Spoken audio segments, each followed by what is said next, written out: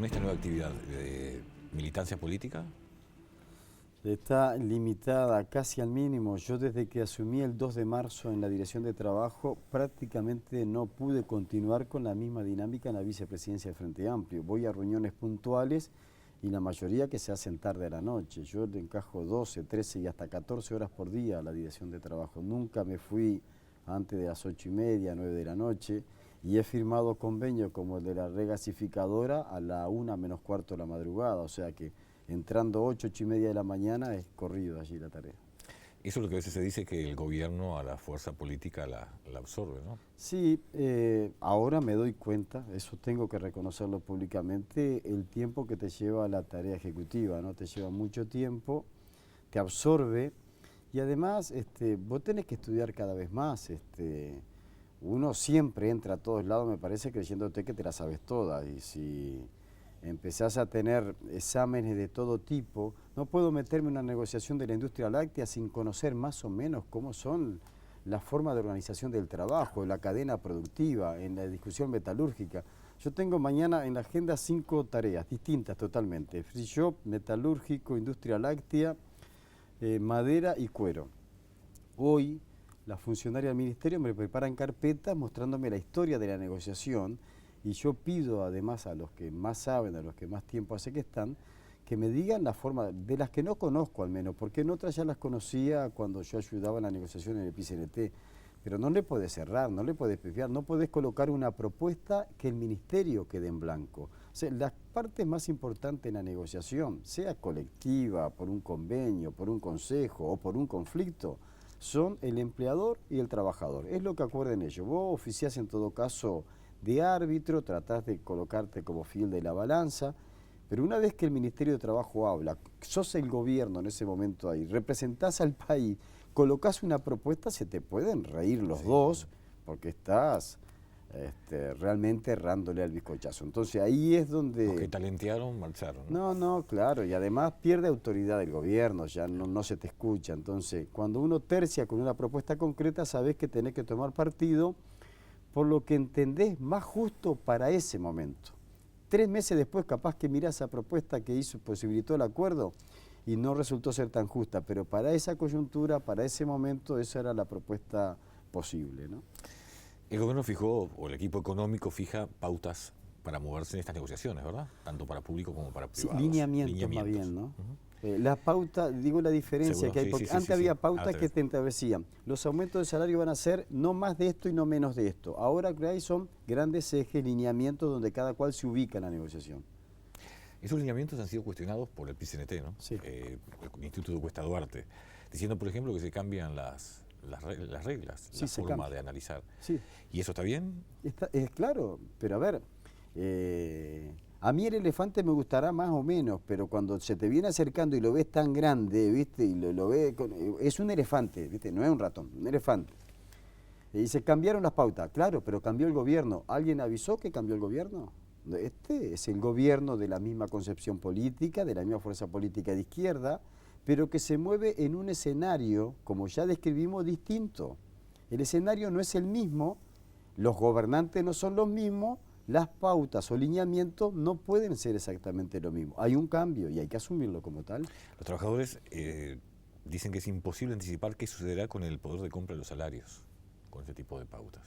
Es una preocupación, es decir, ¿se va a perder salario? ¿Se va a ganar salario? ¿Cómo se puede predeterminar? Es decir, estamos dejando de lado, que esa es la otra circunstancia, estamos dejando de lado realmente la inflación pasada al momento de comenzar el análisis del aumento salarial. Sí, también. No estamos teniendo en cuenta la inflación pasada. Nosotros no estamos en tiempo de que recién se instaló el gobierno de izquierda y por lo tanto había que recuperar los salarios que perdimos durante 15 años con los gobiernos blancos y colorados. Ya se recuperó el salario. Ahora lo que hay que tener en cuenta es cuánto vamos a perder de salario en función de la inflación que uno está previendo. Y esto también es un cambio. Fíjate que veníamos de ajustes al salario que se otorgaban en forma anual. Ahora vamos a pasar a un ajuste semestral, en función que se va a estar colocando cada 6 meses las pautas de que los lineamientos surjan. Esto tiene que ver con ir previendo de manera tal de que el propio aumento de salario no vaya generando inflación, que no sea una cosa monocorde. Por otro lado, lo que tiene en cuenta también en función a cláusulas gatillo, a cláusulas de ajustes anuales que se ubican, es de que por el contrario, el ajuste que tenga la variable de la inflación no sea el salario, porque si no, no estaríamos haciendo trampa al solitario. Hay un mecanismo algo complejo. Sin duda es complejo, ¿no? Porque si justamente se evita que sea el salario lo que aumente la inflación, pero por otra parte, dicen los trabajadores, yo pierdo plata. Porque si usted me da al final de los 12 meses a inflación pasada, son 10.000 ganas y la inflación es 10, son 11. Pero si me da la mitad, en la mitad del semestre, hay 6 meses menos que no gano ese 11. Correcto. Esa es una forma de mirarlo. La otra es que por eso están los instrumentos de las cláusulas de los correctivos, ¿no? Si esto ocurre, que al final del periodo se comprueba que el aumento que me otorgaron es menor a la pérdida del valor del salario, que es la inflación, ahí se ajusta durante ese periodo de tiempo.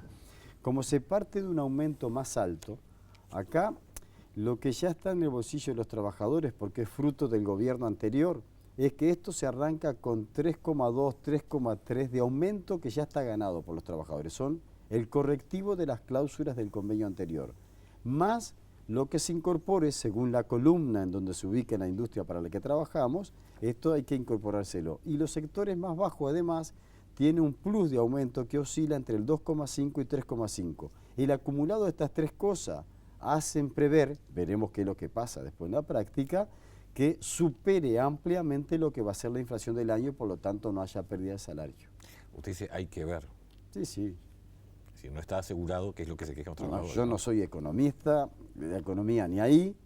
Hemos discutido con una cabeza política de concepción de gobierno. Por si las chauchas éramos nosotros los que colocábamos, bueno, que haya alguna forma de correctivo, algo que nos permita ajustar, porque si se dispara la inflación, a ver, el Uruguay es muy grande en nuestro corazón, pero convengamos de que está muy ligado a lo que esté pasando en Argentina, a lo que esté pasando en Brasil, y como nadie da medio vintén por lo que pueda ocurrir, ahí habría que tener alguna zona de reserva, ¿no? ¿Salario mínimo? Dicen que es insuficiente el aumento, ¿no? Sí. Salario mínimo va a estar subiendo más que la media y va a estar subiendo mucho más que la inflación esperada. Ninguno de los periodos de aumento de salario para estos 3 años que estamos trabajando con lineamiento para los 3 primeros años, ¿no? No es todo el periodo de gobierno este. Salario mínimo va a estar subiendo 11,5 el primer año, si mal no recuerdo, 10% el segundo año y 9,5 el tercer año. Me parece, esto actuando de memoria, y se prevé que la inflación para este año, en el peor de los casos, llega al 8%, el año que viene a 7% y el tercer año a 6%. O sea que se está otorgando en los lineamientos previos más aumento al salario mínimo nacional que lo que se espera de inflación. Claro, pero ahí ellos dicen entonces, me estás dando solamente un aumento de 2,8 o 3,3. Sí, es una parte que ahora se está analizando, ¿no? Porque hay que acordar que el movimiento sindical no solo discrepó, sino que opinó muy fuerte y que hizo propuestas concretas. En torno a las propuestas, que una de ellas es llevar al salario mínimo nacional cuanto antes posible a los 15.000 pesos, bueno, es una de las variables que venimos discutiendo en el gobierno. ¿Y cuando negocian con los empresarios en este tipo los de... Los empresarios hacen las críticas inversamente proporcional que el movimiento sindical. Para los empresarios, cuando hablaron en la ronda pasada, en esta reunión anterior del Consejo Superior, dijeron que habían entendido una cosa y que ahora veían que la realidad era otra. Algunos se animó a decir que con estos aumentos propuestos por el gobierno, tal vez algunos empresarios puedan no llegar a cumplirlo. A nosotros nos parece que están ubicados los dos extremos, ¿no? Que los lineamientos que creó el gobierno, que elaboró y que los propuso para la mesa de negociación, puede ser que no contemple el 100% de las partes, pero tampoco llega a los extremos que las partes están analizando. Y que no son más que eso, lineamientos para que comience la negociación.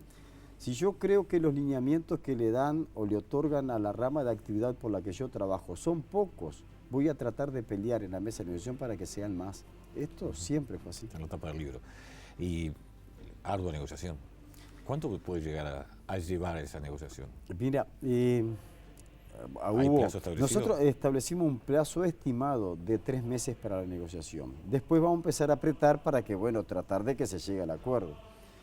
Hay negociaciones que te pueden llegar hasta los 4 meses. Me acuerdo de haber participado en una negociación de una rama de actividad que ahora no la quiero nombrar para exponerla públicamente, pero que estuvimos casi 6 meses, faltaban 10 días para los 6 meses de negociación, recién ahí encontramos el acuerdo. Ahora, ¿cuál es el problema?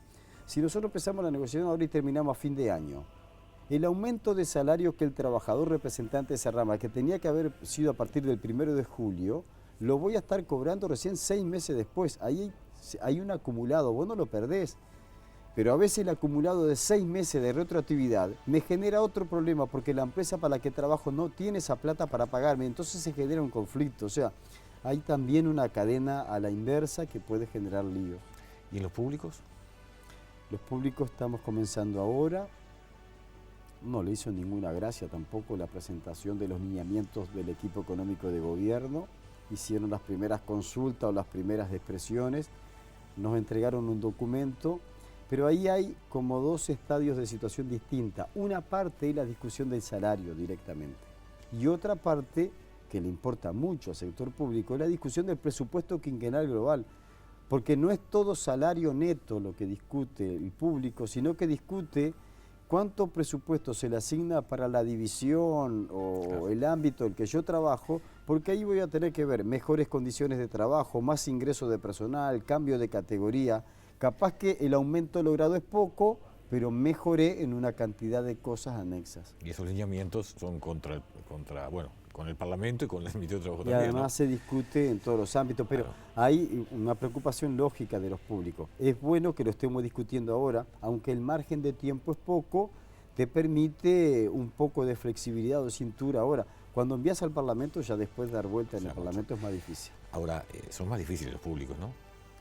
En el momento de negociar, de trabajar, digo, son ¿hay otra comportamientos cultura? distintos, son culturas distintas, sí, tiene más experiencia en la negociación, tiene más cancha en la actividad privada, vive continuamente negociando. En los públicos tenemos una zona a veces de más conflicto porque también se viene en algunos casos, de décadas de estar postergado. Mis condiciones de trabajo nunca cambian y bueno, aspiro que en algún momento caduquen. Hacemos la última pausa y continuamos dialogando con Juan Castillo.